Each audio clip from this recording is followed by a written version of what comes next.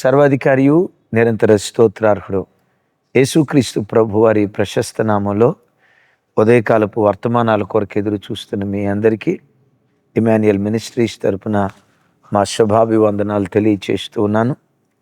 క్రీస్తునందు మాకు అత్యంత ప్రియమైన దైవజనాంగమా, మీ అందరి ప్రార్థనల ద్వారా మగుల్తూర్, భీమవరం, మంగళగిరిలో మీటింగ్స్ ముగించుకొని మందిరానికి క్షేమంగా రావటానికి ప్రభు కృప చూపించారు. మా ప్రయాణాల కొరకు ప్రార్థన చేసిన మీ అందరికీ నా రెండు చేతులు జోడించి వినయపూర్వకంగా మీ అందరికీ కృతజ్ఞతలు తెలియచేస్తూ ఉన్నాను. మంచిది, ఈరోజు శనివారం కదా, ఉదయం 10 గంటలకి ఉపవాస ప్రార్థన. క్రైస్తవ జనమ, ఇమాన్యుయల్ మినిస్ట్రీస్ యూట్యూబ్ ఛానల్లో వాక్యం వింటున్న నా ప్రియ చెల్లి, అక్క, తమ్ముడు, అన్న, వారంలో ఒక్కరోజు ఉపవాస జీవితాన్ని అభ్యాసం చేయండి. మీకు ఏ రోజు అనుకూలం ఉంటే ఆ రోజు, పర్టికులర్గా పలానా రోజే ఉండాలి అని నియమం ఏమీ లేదు. మీకు అవకాశం ఉంటే శనివారం, శుక్రవారం, లేదు మీ అవకాశం ఉన్న రోజు, వారంలో ఒక్కరోజు ఉపవాసం ఉండటం శరీరానికి అభ్యాసం చేయాలని ప్రేమతో మీ అందరికీ మనవి చేస్తూ, రేపు ఆదివారం కదా, ఇమాన్యుయల్ మినిస్ట్రీ సెంట్రల్ మందిరంలో 4 ఆరాధనలు జరుగుతాయి. 5:45 ఫస్ట్ సర్వీస్, సెకండ్ సర్వీస్ 8:30కి, 11:15 third service, fourth service evening 7 o'clockకి ఉప్పల్లో బ్రాంచ్ మందిరం ఉంది. ప్రత్యేక సెంట్రల్ మందిరంలో అపవాది 5 రకాలైన అగ్నిబాణాలను దేవుని ప్రజల మీద వేసి కృంగదీయాలని ప్రయత్నం చేస్తాడు. 5 రకాలైన అగ్నిబాణాలు ఏంటవి, ఎలా కృంగదీయాలని ప్రయత్నం చేస్తాడు. దివ్యమైన వర్తమానం పరిశుద్ధాత్మ దేవుడు మన కొరకు దాచిపెట్టారు. తప్పకుండా లైవ్ చూసి ఆశీర్వదించబడండి. దూర ప్రాంతాల్లో ఉన్నవారు ప్రాముఖ్యంగా 26వ తారీఖు పగటిపూట దైవజనులు దేవుని అన్న మన మధ్యకు వస్తూ ఉన్నారు. ప్రార్థించండి. 12:30 కల్లా ప్రార్థన అయిపోతుంది. కారణం 26వ తారీఖు సాయంత్రం, 27వ తారీఖు సాయంత్రం నందిగామలో మన మీటింగ్స్ ఉన్నాయి. దేవుడు ఆశీర్వాదకరంగా జరిగించినట్లు మీ అందరి ప్రార్థనల్లో జ్ఞాపకం చేసుకోమని ప్రేమతో మనవి చేస్తూ ఉన్నాను. మంచిది, ఈ దినం ఓ ప్రత్యేకమైన వాగ్దానంతో కూడుకున్న సందేశం మనతో పంచుకోమని పరిశుద్ధాత్మ దేవుడు నా హృదయాన్ని పురికొల్పారు. ఆ వాగ్దానం మామూలు సాధారణమైన వాగ్దానం కాదు. అఫ్కోర్స్ బైబిల్లో ఏ వాగ్దానం సాధారణమైన వాగ్దానం కాదు. ఎందుకు ఇది సాధారణమైన వాగ్దానం కాదు అని అంటున్నానంటే, దేవుడు నన్ను సేవకు పిలిచేటప్పుడు నాకు వ్యక్తిగతంగా దేవుడిచ్చిన వాగ్దానం. సేవకు రావాలి అయ్యా, నేను నీ సేవకు రావటం మీ చిత్తమా కాదా? నేను ఉపవాసం ఉండి 2000వ సంవత్సరం ఆగస్టు నెల 3 దినాలు ఉపవాసం ఉన్నప్పుడు 4వ రోజు ప్రభు వాగ్దాన రీతిగా నాతో మాట్లాడి తన చేతి వ్రాత నాకు చూయించి తన స్వరం ద్వారా నన్ను తన పరిచర్యకు పిలుచుకున్న వాగ్దానం. రండి ధ్యానించుదాం. యెషయా గ్రంథం 49వ అధ్యాయం 3వ వచనం. ఇజ్రాయేలు, నీవు నా సేవకుడవు, నీలో నన్ను మహిమపరుచుకునేదను అని ఆయన నాతో అనెను. తమ్ముడు, చెల్లి, ఈ స్థలంలో ఇశ్రాయేలు అనే చోట నీ పేరు పెట్టుకో. మరోసారి ఇశ్రాయేలు అనే చోట, ఒకవేళ నీ పేరు జోసెఫ్ అయితే, జోసెఫ్, నీలో నన్ను మహిమపరుచుకుంటా. నీ పేరు ఒకవేళ రాజా, నీ పేరు దీవిన, నీ పేరు గ్రేసా, ఒకవేళ నీ పేరు తల్లి మెర్సీనా, నీ పేరు సంజయ, ఆ ఇజ్రాయేల్ అనే చోట నీ పేరు పెట్టుకో. నన్ను ప్రభు ఈ వాగ్దానం ద్వారా పిలిచారు. నీవు నా సేవకురా, నీలో నన్ను మహిమపరుచుకుంటా, భూదిగంతాలకు నేను సాక్షిగా వాడుకుంటా అని వాగ్దానం చేసి ప్రభు నన్ను పిలిచారు. ఎప్పటికే ఆయన కృపను బట్టి ఈ నిష్ప్రయోజకుడి పట్ల ఎప్పటికే ఆ వాగ్దానాన్ని చాలా మట్టుకు దేవుడు నెరవేర్చాడు. అక్క, అన్న, తమ్ముడు, చెల్లి, ఈరోజు దేవుడు చేస్తున్న ఈ వాగ్దానం నా పట్ల దేవుడు ఎలా నెరవేరుస్తూ ఉన్నారో నిశ్చయంగా నీలో కూడా నా దేవుడి వాగ్దాన్ని నెరవేర్చబోతూ ఉన్నాడు. నీలో ఆయన మహిమపరుచుకోబోతూ ఉన్నాడు. మహిమపరుచుకొందును లేకపోతే మహిమపరుచుకొనుట అనే పదాన్ని హిబ్రూలో పారాహ్ అనే పదం వాడారు. పారాహ్ అంటే అలంకరించుట, పారాహ్ అంటే ప్రకాశింపచేయుట, పారాహ్ అంటే గౌరవింపచేయుట, పారాహ్ అంటే శోభింపచేయుట అని ఆ పదానికి ఉన్న పర్యాయ పదాలు, అర్థాలు, పర్యాయ అర్థాలు విన్నారా? అలంకరిస్తా, మహిమపరుచుకుంటాను అంటే నిన్ను ఒక అందమైన వ్యక్తిగా అలంకరిస్తా. ఇల్లుంది, ఇల్లు ఎంత చక్కగా కట్టుకున్నా ఆ ఇంటికి మరెక్కువ అందాన్ని ఇచ్చేది అలంకరణే కదా. మనిషి ఒంటి మీద బట్ట వేసుకుని చూడండి, ఇల్లు ఎంత బాగున్నా ఆ ఇంటికి వేసిన అలంకరణ, ఆ రంగే కదా ఇంటికి అందాన్ని ఇచ్చేది. నా దేవుడు అంటాడు, ఆ అలంకరించిన ఇంటిని చూసి అబ్బా ఇల్లు ఎంత బాగుందో కదా, మాకు కూడా ఇలాంటి ఇల్లుంటే బాగుండు కదా అని ప్రజలు కోరుకుంటారే. దైవజనమ, ఈ 2026 సంవత్సరం నిన్ను దేవుడు మహిమపరచబోతూ ఉన్నాడు. ఆయన ఎంత గొప్పవాడో ఆయన గొప్పతనాన్ని నీ ద్వారా లోకానికి తెలియచేయటానికి ఒక అద్భుతమైన వ్యక్తిగా దేవుడు నిన్ను అలంకరించాలి అని కోరుకుంటూ ఉన్నాడు.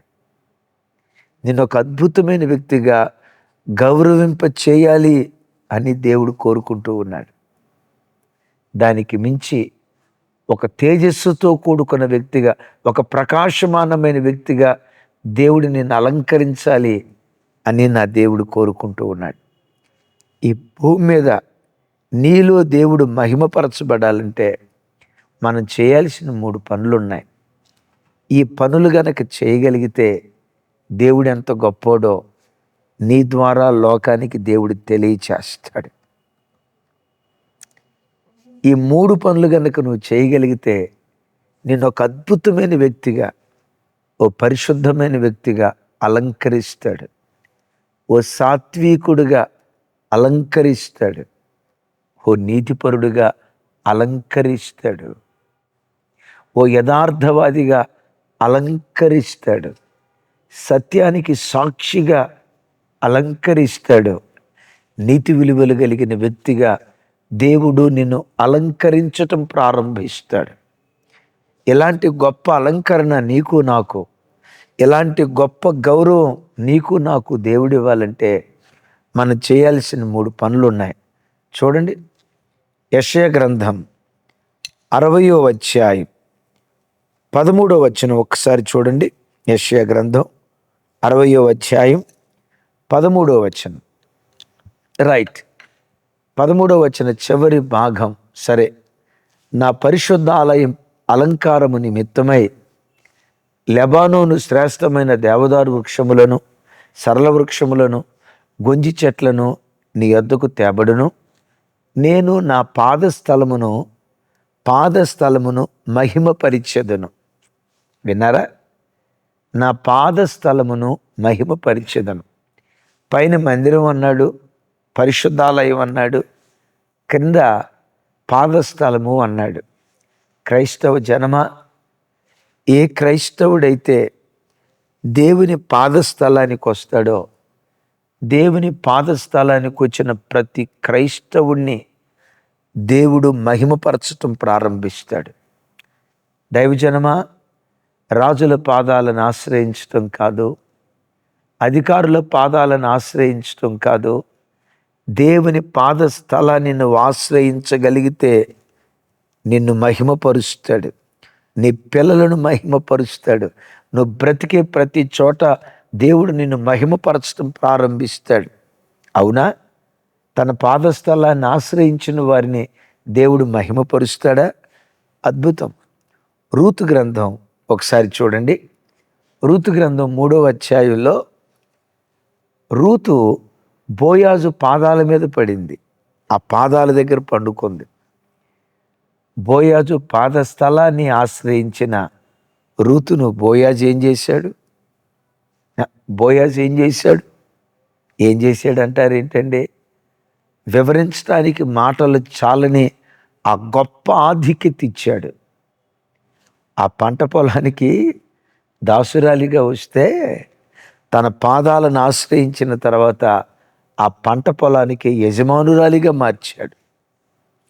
మోయాబీరాలిని ఇజ్రాయేలు గోత్రంలో చేర్చి ఇజ్రాయేలీరాలిగా మార్చి ఆ తల్లిలో నుండి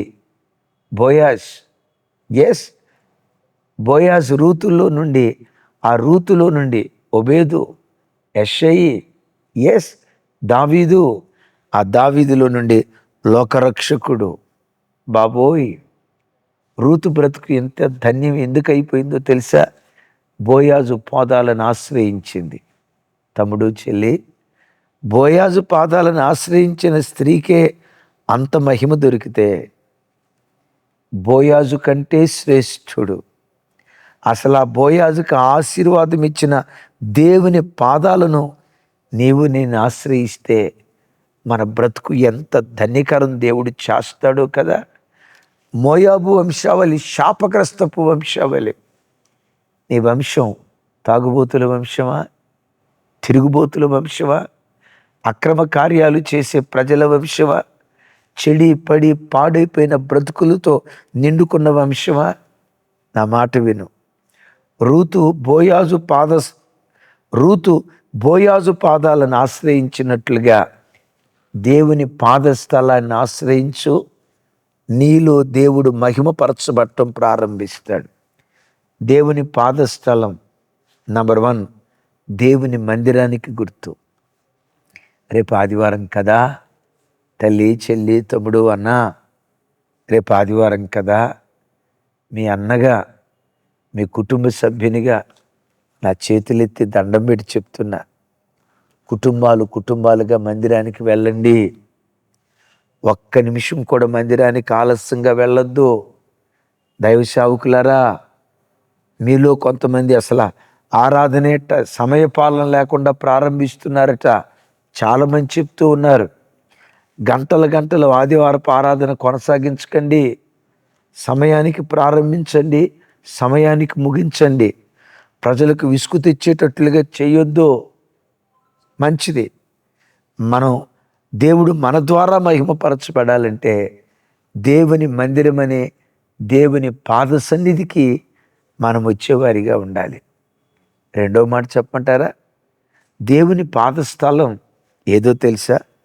పవిత్రమైన స్థలం దేవుని పాదస్థలం. రూతు మోయాబును వదిలిపెట్టి వచ్చింది. నీ జీవితంలో మోయాబు అనే పాపపు జీవితాన్ని విడిచిపెట్టి నువ్వు దేవుని సన్నిధికి వస్తే దేవుడు నిన్ను మహిమపరచడం ప్రారంభిస్తాడు. రోమపత్రికలో పౌలు గారు అంటారు కదా, వారు పాపము చేసి దేవుని మహిమను పొందలేకపోతున్నారు. తమ్ముడు, చెల్లి, 2025లో ఏ పాపం వలన దేవుని మహిమను నువ్వు పొందలేకపోయావు? ఏ పాపం నీలో ఉంది? పగ అనే పాపం ఉందా? కృతజ్ఞత లేని జీవితం అనే పాపం ఉందా? త్రాగుడనే పాపం ఉందా? మోహం అనే పాపం ఉందా? దారి తప్పిన జీవితం అనే పాపం ఉందా? సెల్ ఫోన్లో ఆ బానిసైన పాపం ఉందా? ఏ పాపం నీలో ఉందో ఒక్కసారి ఆలోచించు.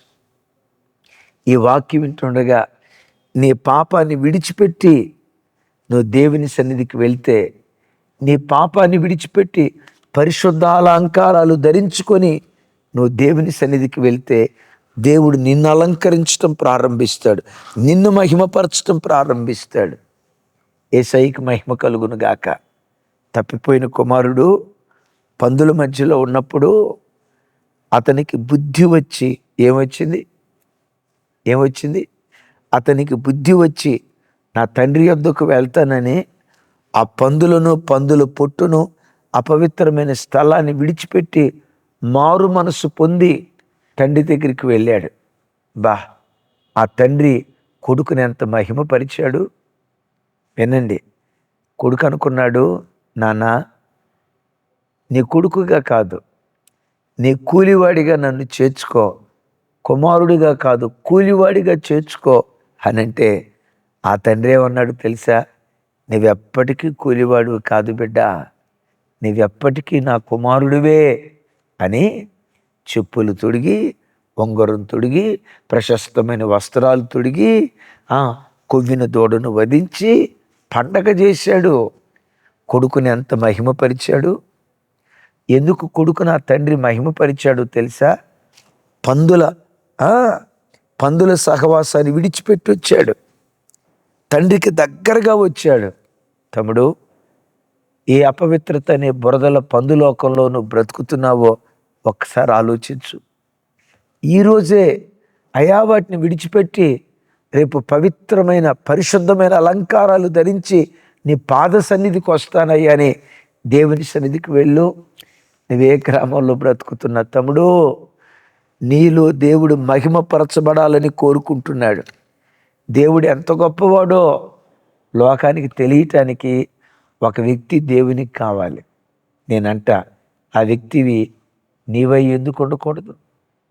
పెంట కుప్పల మీద నుంచి దీనులను పైకెత్తుతాడు. నిజమే, దేవుడు ఆ కార్యం చేస్తాడు. ఎవరి జీవితంలోనూ ఆ కార్యం జరిగింది అని చెప్పుకునేదానికంటే ఆ కార్యం నీ జీవితంలో జరగటానికి నువ్వెందుకు అవకాశం ఇవ్వకూడదు? నీ ద్వారా దేవుడు మహిమపరచబడాలి అని కోరుకుంటూ ఉన్నాడు. మూడవది, దేవుడు నీ ద్వారా మహిమపరచబడాలని నువ్వు ఆశపడితే దేవుని పాదస్థలానికి రావాలి. దేవుని పాదస్థలమే ప్రార్థనా స్థలం. విన్నారా? దేవుని పాదస్థలమే ప్రార్థనా స్థలం. దేవుని పాదస్థలం మందిర స్థలం, దేవుని పాదస్థలం పరిశుద్ధ స్థలం, దేవుని పాదస్థలం ప్రార్థనా స్థలం. నువ్వు ఎక్కడున్నావో తమ్ముడు, నీవే దేవునికి పాదపీఠంగా మారు. దేవా, నువ్వు నన్ను ఎప్పుడు చూసినా నీ పాదాల దగ్గరే కూర్చుంటానయ్యా. నీ పాదాల దగ్గర కూర్చున్న మరియలాగా నీ వాక్యం వింటూ, నీ వాక్యం చదువుతూ, నీతో మాట్లాడుతూ నీ పాదదాసురాలిగా బ్రతుకుతానయ్యా. నీ పాదపీఠంగా ఉంటానయ్యా. ఎప్పుడు నీ పాదాల దగ్గరే కూర్చుంటానయ్యా అని తీర్మానం చేసుకో. దేవుని పాదపీఠంగా నువ్వు మారితే, దేవుని పాదాల దగ్గర ఎప్పుడు నువ్వు కూర్చొని ఉంటే, కీర్తనల గ్రంథం 110వ కీర్తన మొదటి చరణంలో ఒక అద్భుతమైన వాగ్దానం దేవుడు చేస్తాడు. చూడండి, 110వ కీర్తన. నా ప్రభుతో సెలవిచ్చిన వాక్కు, నేను నీ శత్రువులను నీ పాదములకు పీఠముగా చేయు వరకు నా కుడి పార్శ్వమును కూర్చుండుము. విన్నారా? నేను నీ శత్రువులను నీ పాదములకు పీఠంగా చేయునట్లుగా నీవు నా పాదాల దగ్గర కూర్చో అంటాడు. తమ్ముడు, చెల్లి, నీ జీవితంలో ఏది నీకు శత్రువుగా ఉంది? మనుషులే నీకు శత్రువులయ్యారా? రక్త సంబంధికులే నీ శత్రువులయ్యారా? నువ్వు ప్రేమించే వాళ్ళే నీ శత్రువులయ్యారా? ఒకటి విశ్వసించు, నీ శత్రువులు నీ పాదములు ఎదుట సాగిలపడేటట్లుగా దేవుడు చేస్తాడు. అలాగని వాళ్ళు వచ్చి నీ కాళ్ళ మీద పడతారు అని కాదు నేను చెప్పేది. నీ సమస్యలు ఏవైతే ఉన్నాయో అవి నీ పాదాల దగ్గర సాగిలపడేటట్లుగా దేవుడు చేస్తాడు. సమస్యలు నీ ఎదుట మోకరిల్లాలంటే ముందు నువ్వు దేవుని దగ్గర మోకరించాలిగా. ఎవరు దేవుని సన్నిధిలో మోకరిస్తారో, దేవుని ఎదుట మోకాళ్ళు ఉన్న వ్యక్తి ఎదుట ఏ సమస్య అయినా మోకాళ్ళు ఉంటుంది. ఈరోజు ప్రభు నీతో అంటున్నాడు, నీ శత్రువులను నీ పాదములకు పీఠముగా చేయు వరకు నువ్వు నా కుడి పార్శ్వాన్ని కూర్చో, నా పాదాల దగ్గర కూర్చో. అలా చేస్తే యెషయా గ్రంథం 60వ అధ్యాయం 14వ వచనంలో ఓ దివ్యమైన వాగ్దానం దేవుడు మాట్లాడుతూ ఇలా అంటాడు, నిన్ను బాధించిన వారి సంతానపు వారు నీ ఎదుటకు వచ్చి సాగిలపడిదరు. నిన్ను తృణీకరించిన వారందరూ వచ్చి నీ పాదముల మీద పడిదరు. విన్నారా? ఎక్కడ? నీవు దేవుని పాదాల మీద పడితే నీ ప్రతి సమస్య నీ పాదాల మీద పడేటట్లుగా దేవుడు కార్యం చేస్తాడు. తమ్ముడు, చెల్లి, నేను ముగిస్తున్నా. నీలో దేవుడు మహిమపరచబడాలి అని కోరుకుంటూ ఉన్నాడు. నీ దేవుడు ఎంత గొప్పోడో, ఒక పాపిని ఎంత పవిత్రుడిగా మార్చగలడో, ఒక దిక్కు లేని వాడికి, ఆశ్రయం లేని వాడికి ఆశ్రయంగా ఉండి పెంట కుప్పల మీద పడిపోయిన దీన దరిద్రులను ఎట్లా లేవనెత్తగలడో లోకానికి తెలియటానికి ఒక వ్యక్తి కావాలి. ఆ వ్యక్తిని సాధనంగా వాడుకొని తన గొప్పతనాన్ని లోకానికి తెలియచేస్తాడు. ఆ వ్యక్తి ఎవరో అవటం కంటే నీవెందుకు కాకూడదు? తమ్ముడు, నీవెందుకు కాకూడదు? దేవుడు ఎంత గొప్పోడో నెబుకద్నెజరు రాజుకు తెలియచేయటానికి షడ్రక్, మెషక్, అబేద్నెగోలను వాడుకున్నాడే. దేవుడు ఎంత గొప్పోడో ఆ రాజుకు తెలియచేయటానికి దానియేలును దేవుడు వాడుకున్నాడే. వారి ద్వారా దేవుడు మహిమపరచబడ్డాడే. దానియేలు దేవుడే నీ దేవుడు. దానియేలు దేవుడే నీ దేవుడు. నువ్వు బ్రతుకుతున్న చోట దేవుడు ఎంత గొప్పోడో లోకానికి తెలియచేయనట్లుగా నిన్ను వాడుకోవాలని కోరుకుంటున్నాడు. నేను అలా వాడుకోవాలంటే నీవు దేవుని పాదాలకు పీఠంగా మారు. అడుగొక మాట, యేసయ్యా నన్ను నీ పాదపీఠంగా మార్చయ్యా. నీవు దేవునికి పాదపీఠంగా మారితే నీ ప్రతి సమస్య నీ పాదములు ఎదుట సాగిలపడేటట్లుగా చేసి నీలో తనను మహిమపరుచుకుంటాడు. నేను పరిచర్యకు వచ్చినప్పుడు నా ప్రభు నాతో చేసిన వాగ్దానం, ఆ వాగ్దానం నా పట్ల నెరవేరుస్తూ ఉన్నాడు కదా. నా పట్లే కాదు, ఇమాన్యుయల్ మినిస్ట్రీస్ యూట్యూబ్ ఛానల్లో వాక్యం వింటున్న ప్రతి కుటుంబం పట్ల ఈ వాగ్దానాన్ని దేవుడు నెరవేర్చబోతున్నాడు. నెరవేర్చునుగాక. నెరవేర్చినందుకు ఆయనకు స్తుతి కలుగునుగాక. వచ్చిన ప్రార్థన చేస్తాను. అవకాశం ఉన్న బిడ్డలందరూ ఆ వాగ్దానం మీద చేయబెట్టండి. యెషయా గ్రంథం 49వ అధ్యాయం 3వ వచనం. 49వ అధ్యాయం 3వ వచనం చూడండి. ఆ వాగ్దానం మీద చేయబెడదాం. 49వ అధ్యాయం 3వ వచనం. రైట్. తండ్రి, ఈ ప్రార్థనలో ఎవరెవరు పాలిభాగస్తులు అవుతున్నారో, ఇశ్రాయేలు నీలో నన్ను మహిమపరుచుకుంటాను అని వాగ్దానం చేశావే. ఈ ప్రార్థనలో ఎవరెవరు పాలిభాగస్తులు అవుతున్నారో వారందరి జీవితాల్లో ఈ వాగ్దానాన్ని మీరు నెరవేర్చుదురుగాక. ఈ వాగ్దానానికి హక్కుదారులుగా మార్చుదురుగాక. అలంకరించండి, ప్రకాశింప చేయండి, గౌరవించండి. నీ బిడ్డలు శోభిల్లేటట్లుగా యేసు నామం పేరిట ఈ ప్రార్థనలో ఎందరూ ఏకీభవిస్తున్నారో వారి కుటుంబాల ద్వారా యేసు నామం పేరిట మీరు మహిమ తెచ్చుకొందురుగాక. షడ్రక్, మెషక్, అబేద్నెగోల ద్వారా మహిమ తెచ్చుకున్నావే, మా పితరుల ద్వారా మహిమ తెచ్చుకున్నావే. ఈ ప్రార్థనలో ఏకీభవిస్తున్న ప్రతి కుటుంబం ద్వారా మీరు మహిమ తెచ్చుకోండి అయ్యా. బోయాజు పాదాలను ఆశ్రయించిన రూతుకే అంత ఘనత కలిగితే నీ పాదాలను ఆశ్రయించిన నీ పిల్లలైన మాకు ఇంకెంత ఘనతనిచ్చే దేవుడవో కదా. మా చరిత్ర ఎంత అద్భుతంగా మార్చే దేవుడవో కదా. ప్రతి బిడ్డ నీ పాదపీఠంగా మారి కృపదయిచ్చే. సమస్త ఘనత, మహిమ, ప్రభావాలు మీకే ఆరోపిస్తూ యేసు నామం పేరిట ప్రార్థించి స్తుతించి పొంది ఉన్నాను తండ్రి. తండ్రి అయిన దేవుని ప్రేమ, కుమారుడైన యేసుక్రీస్తు వారి దివ్య కృప, పరిశుద్ధాత్మ దేవుని సహవాసం మనకు సకల పరిశుద్ధులకు సదా తోడయుండి నడిపించునుగాక. Amen, amen, amen. Thank you. కృపా సమాధానాలు మనందరికీ తోడయుండునుగాక.